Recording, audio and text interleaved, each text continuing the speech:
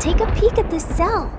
There's p53, our fierce guardian lady, right next to the DNA, keeping watch like a mama bear. She spots a break, a glitch, anything evil. She doesn't even flinch, just leans in, rolls up her sleeves, and fixes it, strand by strand, quiet and quick.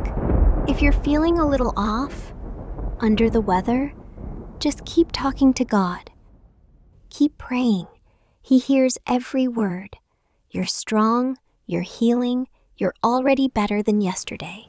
You're amazing. Breathe. Peace. And yes, for you too. That p53's guarding your cells right now, keeping things fixed and strong. You guard that DNA by choosing well rest, water, no junk, one good choice at a time. From the scroll of Isaiah, by his wounds we are healed. And hey, I really hope you start feeling better real soon. You're tougher than this moment.